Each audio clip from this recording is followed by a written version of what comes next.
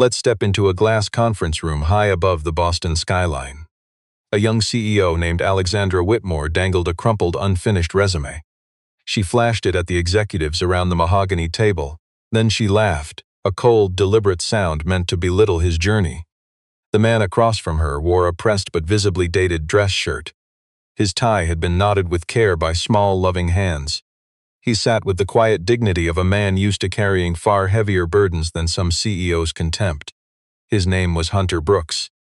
32, a single dad, a brilliant freelancer surviving on scattered contracts and cheap coffee.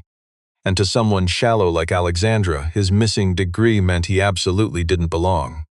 But then the phone rang. You and I have to wonder, would this arrogant executive wake up before losing a man Harvard itself called a rare genius? That morning, Hunter Brooks put on his only interview shirt and ironed it twice. The first time, he got it mostly perfect. The second time, his 6-year-old daughter Madison climbed onto the kitchen stool right beside him. She inspected the collar with absolute focus, eventually pointing out a tiny, stubborn crease he had missed near the second button. He smoothed it out, she firmly nodded. Then she stretched up on her tiptoes to adjust his worn tie. Her little fingers wrestled with the knot, showing the careful focus of a kid who fully understood. In that silent way children know things, that this interview really mattered. When she finally stepped back to check the result, she gave him a firm, confident nod. As if she had personally certified he was fully prepared for whatever judgment the corporate world threw at him. They shared a tiny one-bedroom apartment right on the outskirts of Boston. Spotless because Hunter worked hard to keep it that way, and tiny because it was all a struggling dad could afford. The radiator ticked endlessly at night. Madison's bedroom window stared at a solid brick wall.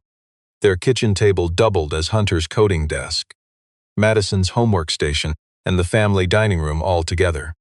On the wall right above that table hung a single framed photo.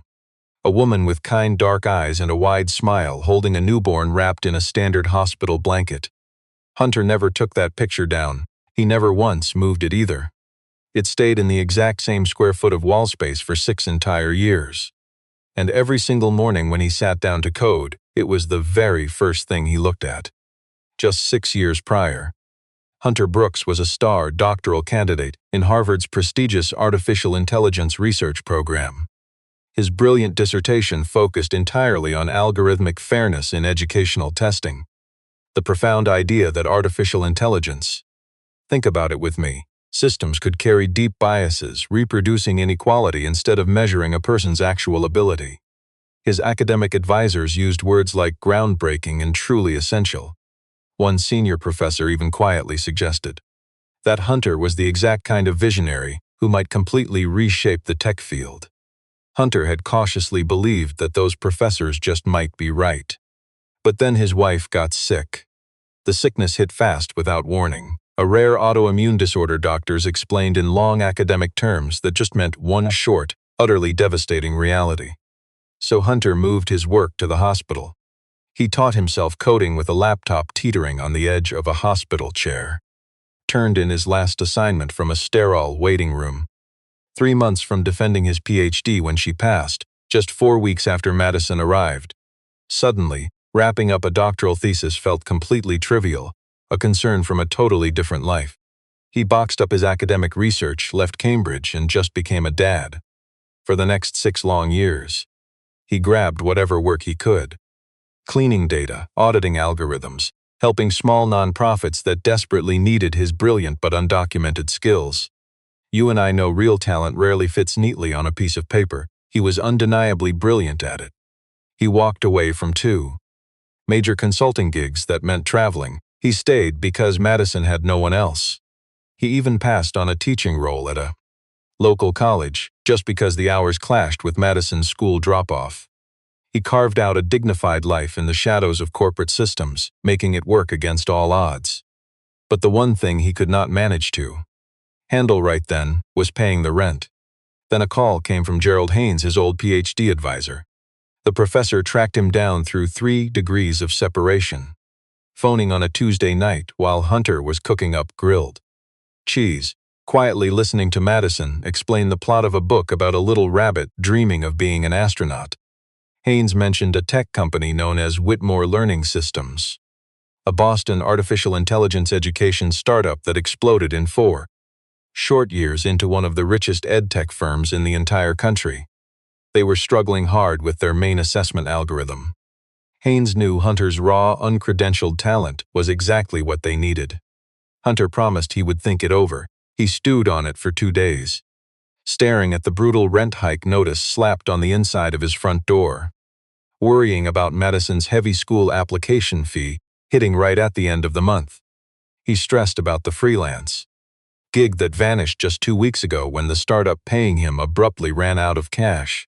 By day 3, he stood tall and ironed his best-dressed shirt twice, let his little girl adjust his tie and headed out the door. "Daddy is smarter than all of them," Madison yelled after him proudly from the doorway. Hunter turned back, offering a brave smile that took every ounce of dignity to hold steady. "I'll be back by 4, he told her. "Have your backpack ready." Whitmore Learning Systems took up the top 3 floors of a slick glass tower in downtown Boston. Every single detail there was designed to scream wealth and status. The lobby boasted an indoor plant wall, plus a massive reception desk built from reclaimed wood and brushed steel, plus some floating LED art piece that slowly changed colors out in the atrium. The corporate workers walking past wore that arrogant, casual confidence of folks waving fancy degrees around. But let's be honest, you and I know paperwork doesn't equal actual talent. Hunter Brooks rode the silent elevator up to the 31st floor, approaching a receptionist who judged his worth by staring at his scuffed shoes for way too long. He was led to the interview room at the far end of the hall. The room was a universe away from his humble apartment, huge, pristine, and drenched in bright sunlight. You and I know these walls, covered in expensive degrees from people who never faced a real setback. 7 tech executives were already seated when Hunter entered. He read their closed body language instantly. That fake polite patience saved for a guy they fully expect to fail. Keeping his dignity, he took his seat, folded his hands, and waited. Alexandra Whitmore arrived 3 minutes late. Hunter knew it was intentional. She was 29, carrying that sharp, deeply ingrained confidence that comes from a person who has never once felt small in a boardroom. Her dad built the foundation for 2 massive software startups before she could even legally drive. She walked out of Princeton with top honors, finished a fast-track master's degree at Wharton, then started Whitmore Learning Systems at 25, securing funding that shocked the tech industry. On paper, she was an absolute success story, but she was also, Hunter was about to discover, someone who foolishly believed her golden road was the only valid way to succeed. A senior director named Richard Calloway, a guy whose framed Ivy League papers Hunter had already spotted on the wall, stared down at Hunter's worn shoes and let out a tiny, arrogant smirk. Alexandra flipped open his folder and spoke, never lifting her eyes. "Mr. Brooks, walk us through your actual job experience." The words sounded professional enough. Her tone definitely did not. It held the cold edge of a verdict already passed, a mere formality. Just checking a box for a rejection they already planned. Hunter spoke with quiet dignity, totally clear. He broke down his actual talent fixing biased artificial intelligence. He explained the specific bias that happens when assessment tools learn from bad, skewed data, plus the 3 major ways similar platforms failed, which he found during his past tech consulting. While he talked, 2 junior engineers at the table started leaning in, hooked by his knowledge. That natural, helpless reaction from people who are finally hearing pure, undeniable talent and useful facts in action. He kept going, grounded in real facts, never bragging, just proving his worth. When he wrapped up, Alexandra finally looked off the paper. "Your college background," she muttered. "Harvard. Doctoral program." She stopped, letting that silence hang heavy intentionally. Unfinished, she let that cruel word hang right there. Then she grabbed his printed resume and tilted it slightly. A completely dramatic move, acting like she was inspecting a package. Delivered from nowhere, completely failing to live up to the hype. Then she gave a slow, mocking laugh. The smug kind of chuckle that only finds a struggle funny. "You see this a lot." 3 others chuckled too, purely because the CEO set that toxic tone. "A Harvard dropout is still just a dropout," she sneered. The room absorbed her insult. Hunter felt it, not in his chest, where anger usually hits, but this was lower, far quieter. The way true injustice hurts. Because she had the facts right, he never got that piece of paper. But she was totally blind to what his dignified sacrifice actually meant, and what it cost. He kept his tone steady. Sometimes life forces you to pick family over paper credentials, he explained. I made that choice and I don't regret it. The CEO just tilted her head. That's a highly gracious way to frame it, she said. At my company, we only hire people who actually finish what they start. A heavy silence followed, landing exactly to strip away his quiet dignity. Now, watch this closely, softly from the far table where the assistant sat monitoring the screens. A phone started ringing. Not someone's cell phone, but the main conference room line. The assistant frowned at the caller display, then looked up, her face shifting rapidly from mild surprise. Confusion to pure shock, a look that completely defied any logical category. It is the main line, she whispered. The display says Harvard.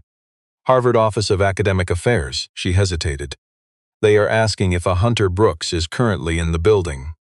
The arrogant judgment lingering in the room didn't exactly disappear just yet. It just evaporated. Alexandra slowly set down the man's incomplete resume. The boardroom went quiet in the specific way that rooms do when true talent walks in unannounced, and these arrogant suits don't know what it wants. Alexandra ordered the call on speaker, a pure reflex rather than a thoughtful intention. The instinct of a CEO who controls rooms by hoarding vital information. The voice echoing on the line belonged to a woman named Dr. Catherine Park, the Associate Director of Academic Affairs over at Harvard University. She spoke with measured clarity. The exact tone of someone proving real genius doesn't need a diploma to destroy an arrogant room. She asked Hunter to quickly confirm his identity, and he calmly did. Then she continued, "We wanted to reach out directly to you, Mr. Brooks. There has been a major ongoing effort inside our research division to properly trace the origins of several foundational software components now embedded in commercial education AI platforms. Our deep analysis confirms that the specific underlying architecture in question, the absolute core fairness weighting protocol, originated entirely in your dissertation research. Research that, while lacking a formal diploma, was submitted in full and has driven active academic systems for 4 years. The shocked executives did not react immediately. They processed it. Alexandra leaned forward slightly. Just a fraction of a centimeter, barely visible, but Hunter caught it. What exactly are you implying? She demanded. I am saying, Dr. Park replied, that the vital algorithmic framework your company licensed 18 months ago, the exact one running the foundation of your assessment system, was co-developed by Hunter Brooks. He was the core primary researcher. His sheer talent was never formally credited. You and I know paper isn't everything. We are officially correcting that massive oversight right now. Alexandra went completely still. Let us watch what happens next. The senior engineering director, Paul Ostrowski, turned his chair and pulled up documents on his tablet, cross-referencing research citations and complex license agreements. His expression shifting from polite corporate skepticism to something that had absolutely zero politeness left in it. 90 seconds later, he finally looked up. He said nothing. He did not need to. Dr. Park continued speaking. I also want to add, and Mr.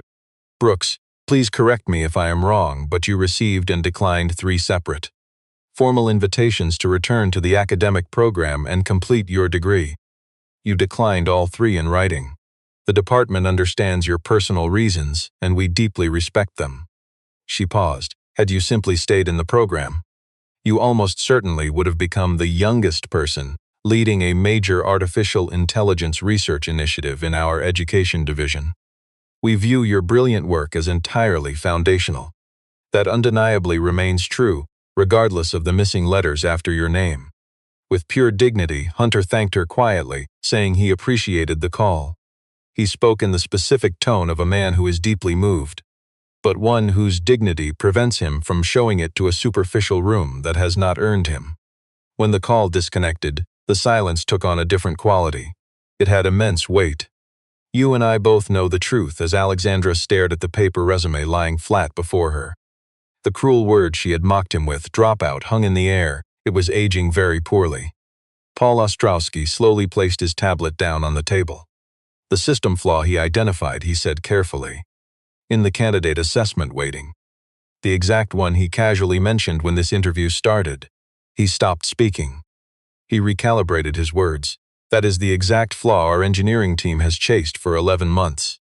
He looked right at Alexandra. Hunter spotted it in under 4 minutes. Dignity intact, Hunter stood, buttoned his jacket, and said he needed to go. His daughter finished school at 3:15, and he faced a 20-minute subway commute. He politely thanked the panel for their time. He did not even glance at Alexandra when he said it. He did not intentionally avoid her gaze either. He simply looked past the judgmental room. His brilliant mind was already elsewhere, actively calculating the subway transit connection he needed to catch. The heavy glass door swung completely closed behind him with a sound that, in that stunned silence, echoed much louder than ordinary glass doors ever really should. Alexandra picked up the incomplete resume again. She tried convincing herself that real brilliance and corporate fit were entirely different things, that a strong researcher was not automatically the right hire. She repeated these hollow things with conviction, because she desperately needed them to be true. But she just stared at the door the single father had walked out through. And an unwanted feeling quietly shifted in the exact spot where her arrogant laughter had been. She told herself she was merely doing standard due diligence. The proper framing was purely professional. Verify his bold claims, understand the full picture.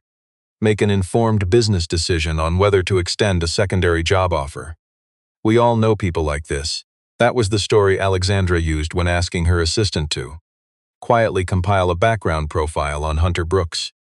Her justification wasn't completely false, but it definitely wasn't the whole story. Let's look at what the CEO actually found. It shattered her expectations, leaving her completely unsettled.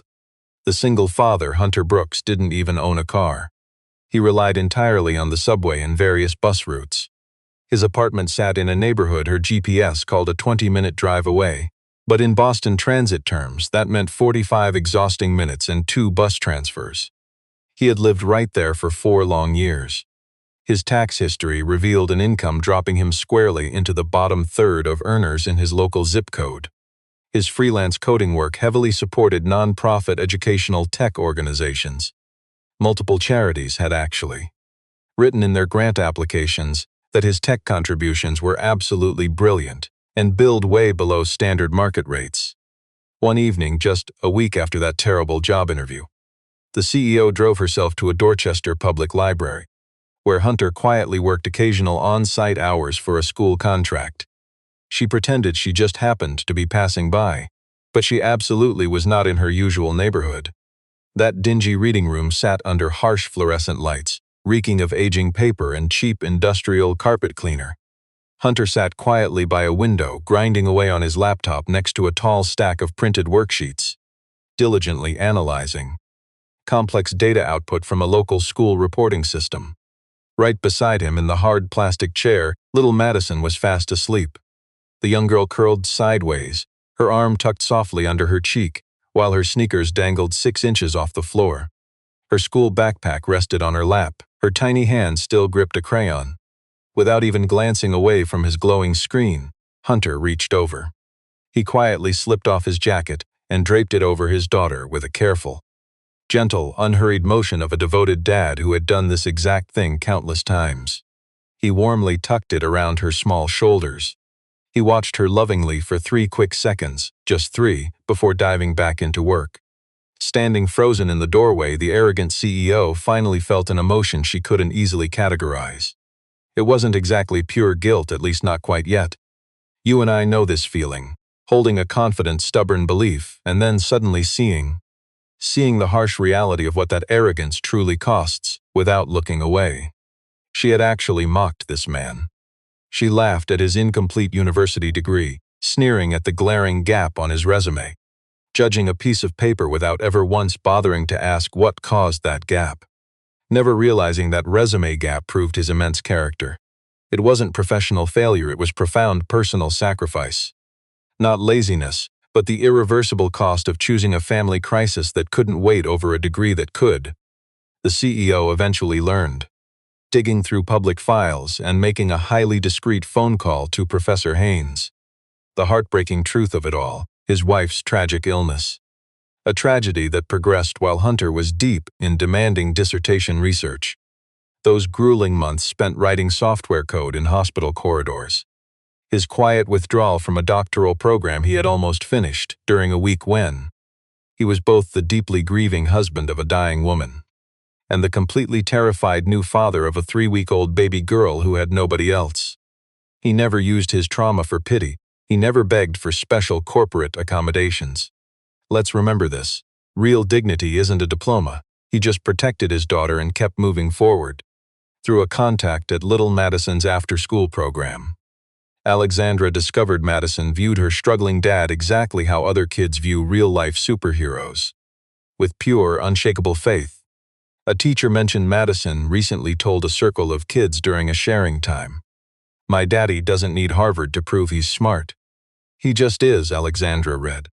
She read this text from the plush back seat of her private car creeping through heavy Boston traffic. She glared at those words for a long moment. Then she flipped her phone over and stared out the tinted glass window at the city she conquered easily using roads built entirely on elite money and fancy college degrees. Yet, for the first time in her privileged life, she felt incredibly small. The real crisis hit on a Wednesday. Alexandra later realized Wednesday was actually the perfect starting point. Not a beginning, but the fragile middle of the week. You and I know this is where unearned pride quietly causes a total catastrophic collapse. A suburban Maryland district filed an official grievance with the Department of Education. Soon a second district followed. Then, a Michigan researcher dropped a 20-page academic report detailing exactly what they were experiencing. The Whitmore Learning Systems Assessment algorithm was systematically failing vulnerable children, pushing brilliant kids from working-class homes into remediation classes, while overvaluing the actual intelligence of wealthy kids with pedigrees. The damning report dropped on a Thursday morning. By afternoon, 4 major national news networks were broadcasting the massive failure. By Friday, the scandal earned a catchy name it kept for 3 long weeks. The zip code grading machine. Alexandra scoured every single news article. She reviewed the technical breakdown twice. The further she read, the more she saw with absolute, chilling clarity the undeniable truth staring back at her. The exact error Hunter Brooks had spotted in 4 minutes. Let's remember, she totally dismissed his unfinished degree and literally laughed right in his face. Paul Ostrowski called her down to the engineering floor Friday night and gave it to her straight. The bug was deep in the code's logic, exactly where the uncredentialed father warned it was. Her elite team chased surface issues for 11 months, merely treating the obvious symptoms, never finding the root cause. "If we had just listened to him," Ostrowski said. Then he went silent. He was a smart man who refused to waste breath on facts that couldn't fix her arrogant mistake. The board called a panicked emergency meeting that Monday. Their words sounded calm and professional, but the underlying threat was crystal clear. Fix this disaster in 72 hours, or watch investors destroy the entire tech company. There were whispers about massive legal lawsuits. One board member spoke with the flat, dead voice of someone reading a script, calling it an absolute existential threat. Alexandra sat rigidly at the head of the table. She wouldn't flinch, but you and I both know she was crumbling behind that fancy title. Her thoughts sped past the boardroom toward a truth no corporate diploma could help her avoid. She desperately needed Hunter Brooks, and she had given the single dad every reason to never return. She tried calling him first, straight to his voicemail. She left a cold, professional message, totally missing the human apology this father actually deserved. He never returned the call. Her follow-up email sounded slightly better but lacked real soul. Silence. 48 hours into a 72-hour deadline, the CEO took a town car alone, no assistant, no entourage. She handed the driver an address in a working-class neighborhood she had never bothered visiting before. The vehicle slowly pulled up. It stopped near a 4-story brick building, featuring a simple buzzer panel and green recycling bins lining the sidewalk. The CEO lingered on the concrete, hesitating much longer than she normally would. She pressed his buzzer. The intercom crackled. A sweet, tiny voice answered. "Who is it?" Alexandra knew that voice. She had only heard it briefly on a phone screen back in that boardroom, but that innocent voice really stuck in her mind. She stated her name clearly. A heavy pause followed. Then the front door opened. Little Madison stood there in her socks, clutching a half-finished crayon drawing. You and I know that brutally honest look, the unguarded stare only innocent kids and truthful people have. "You're the lady who laughed at my daddy," she said quietly, not an angry accusation. Just plain hard facts spoken aloud. The way a child speaks the truth before society teaches them lies. And since it was absolute truth, the powerful CEO had zero defense against it. "Yes," she whispered, "I am." Hunter suddenly stepped up behind his daughter. One protective hand rested on her shoulder. The talented developer stayed silent, waiting. Alexandra quietly asked to step inside. He stepped aside, letting her enter. She pitched him standing up in the kitchen. A comfortable chair felt like respect she hadn't earned. She detailed the corporate crisis, the ruined student files, media backlash, and her board's strict ultimatum. How hundreds of thousands of innocent kids would suffer if his coding genius didn't fix things. She laid all this out, straightforward with no corporate spin. Then she finally said, "I also need to tell you I owe you an apology." About what I said. Hunter just held her gaze with steady dignity. His reply was incredibly quiet yet razor-sharp. Clean and exact, just like his brilliant code. "You didn't insult my missing degree," he stated. "You insulted every person who ever had to choose between finishing a degree and raising their child. Every devoted parent leaving school unfinished because a living human needed them way more than a resume did. That is who you mocked. I just happened to be the guy standing in that room." Stripped of her corporate power, Alexandra had nothing left to say.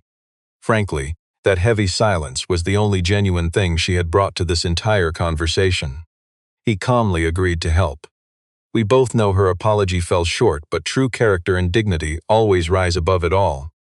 Not because that 72-hour clock was ticking, though it was. He agreed because Paul Ostrovsky sent the technical specs long before that arrogant CEO showed up. Without any fancy diploma, Hunter saw the core problem with absolute crystal clarity. Hundreds of thousands of kids were being judged by an algorithm optimizing the wrong variables. That was a puzzle he understood. Spent nearly 10 years quietly figuring out on his own. And it was one he could fix. He arranged for Madison to stay with Helen, a retired teacher upstairs, who happily watched the girl during his late nights of uncredentialed, brilliant coding. He kissed Madison goodnight, promising to call her before she went to sleep. Then he walked out to the idling car where the skeptical CEO waited. When this dedicated single father stepped into Whitmore Learning Systems at 10 that evening. The 31st floor was a total mess of panicked, exhausting chaos. A dozen highly educated engineers hovered around two monitors, arguing over everyone. Cold takeout boxes sat abandoned on a far table, completely ignored by the stressed elite team.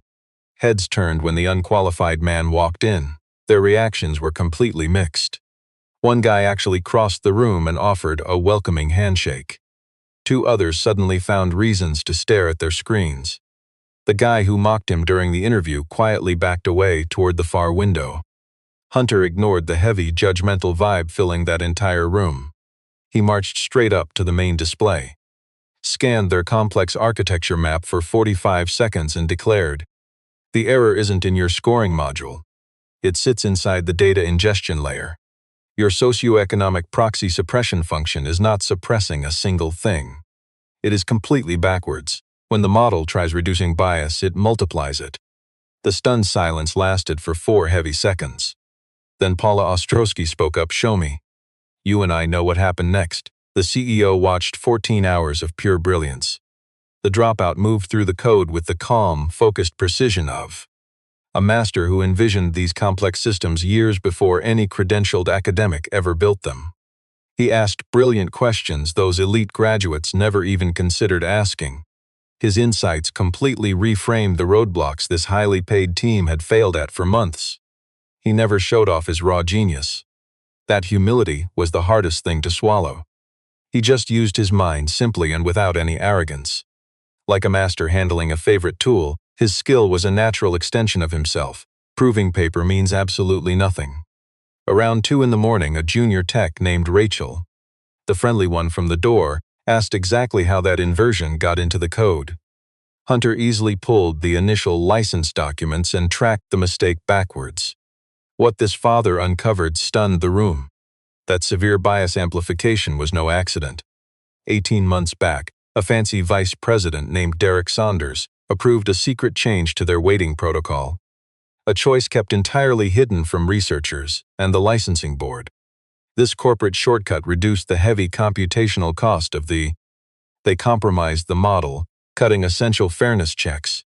Let's look at the damage. It caused the massive glitch Hunter was currently fixing. The paper trail was buried but undeniable. Alexandra saw the truth clearly. Derek Saunders was to blame. The same executive who relentlessly pushed to launch the product too early. The man held a massive stock package tied directly to hitting those fast corporate targets. The CEO phoned him at 2:30 a.m. They barely spoke. By 3, the arrogant executive officially quit. Unfazed by boardroom drama, the underqualified father heard the news, stayed quiet, and resumed his coding. He never gloated over finding their massive mistake.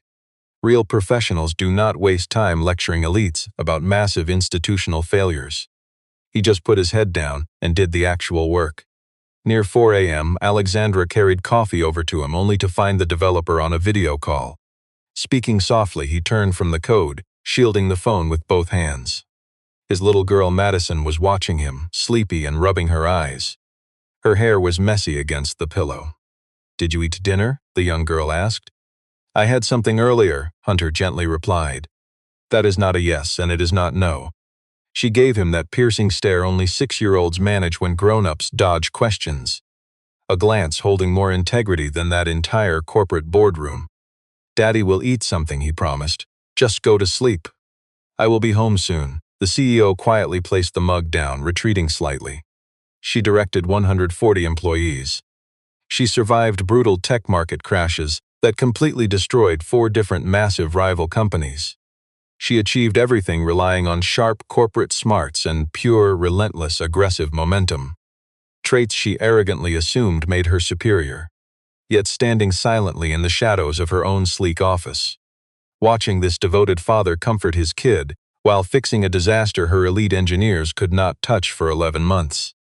The CEO realized a truth no university degree could ever explain. You and I both know true brilliance never fits neatly on a paper resume. By 6 in the morning, the massive technical repair was done. By 12 p.m., 2 outside auditors hired by the board confirmed his flawless work. A total rebuild requires weeks, but the single dad successfully isolated, exposed, and patched the critical software bug. The clear path forward remained. The talented developer summarized the repair in a file the leadership called. Easily the smartest, most articulate engineering report they had ever seen. Then the unsung hero sat back, rested his eyes for exactly 3 minutes, and announced he needed to reach home before Madison awoke. Facing the media was entirely Alexandra's choice. Her elite public relations staff completely hated the risky plan. The traditional corporate playbook demanded a carefully watered-down and highly controlled statement. Empty promises of action, spinning a fake story about corporate honesty and transparency. Her fancy communications director pitched this garbage in a 20-minute slideshow. The humbled CEO sat through it all, then simply said, "We are doing the press conference." The CEO finally took the podium in the Whitmore Learning Systems lobby. Framed by fancy living walls and floating LEDs, the executive finally told the absolute truth.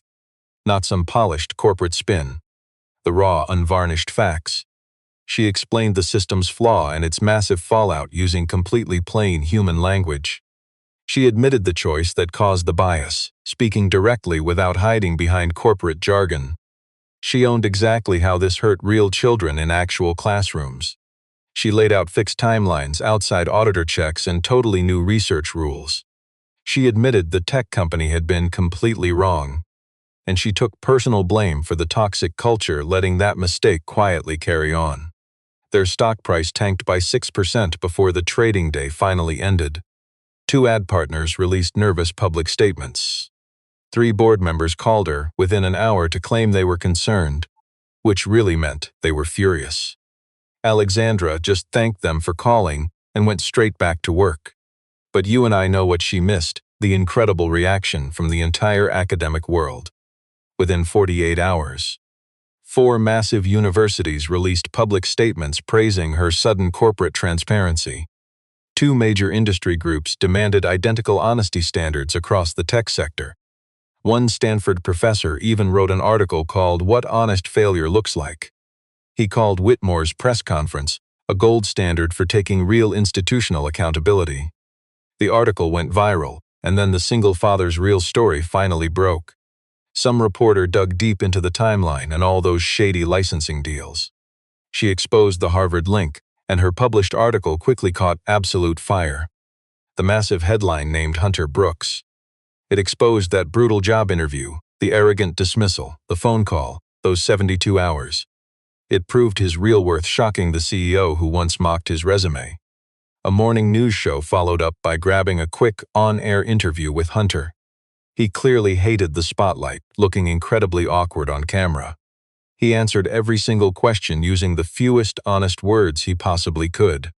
Asked if he regretted leaving his Harvard degree unfinished, Hunter just quickly glanced away. A split-second look off camera.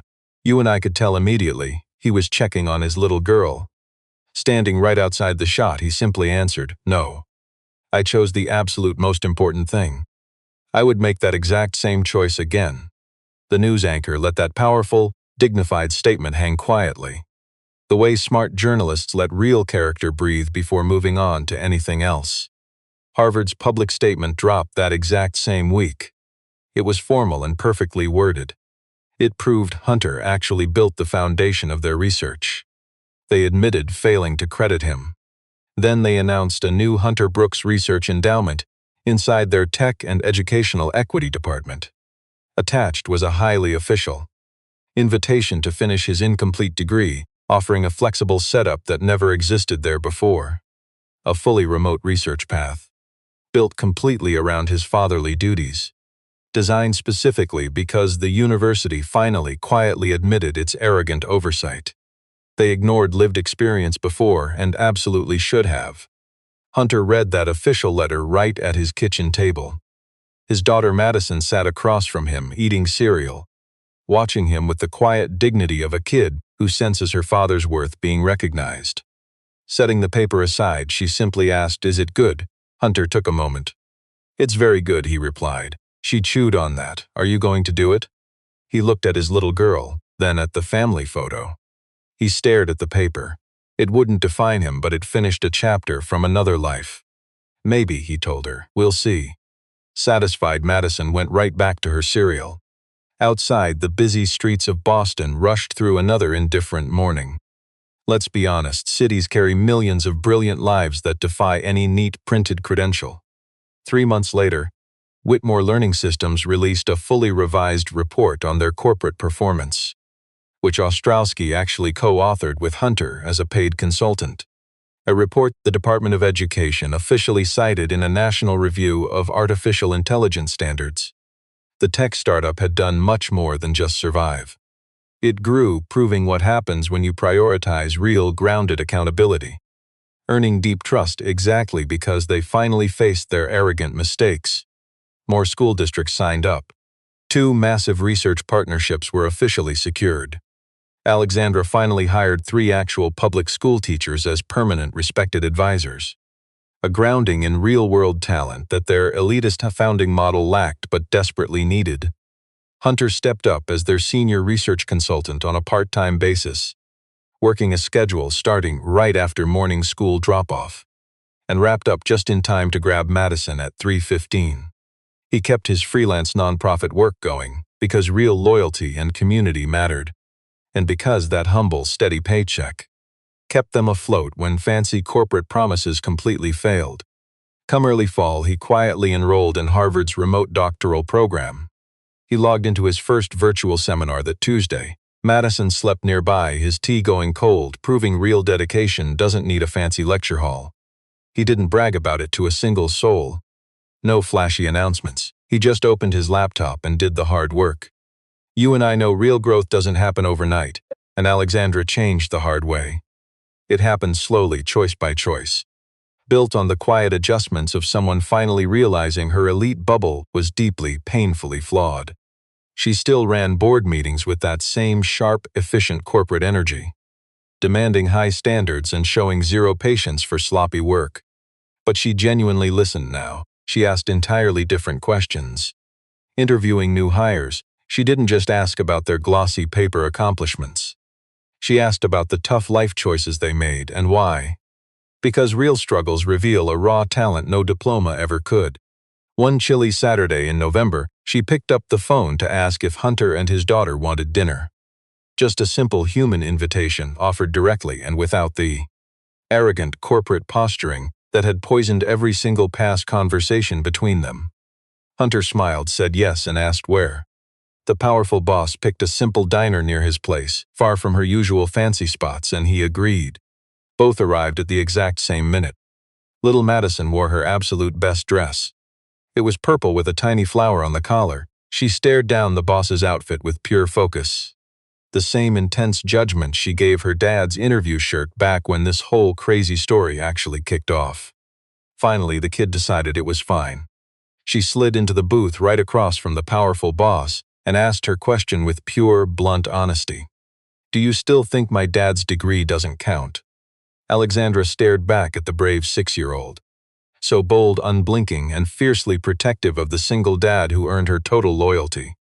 A hard truth she had been running from for 3 long months finally hit her hard. She smiled softly. "No," she admitted, "I never should have judged him for that." Madison nodded. That was the right answer.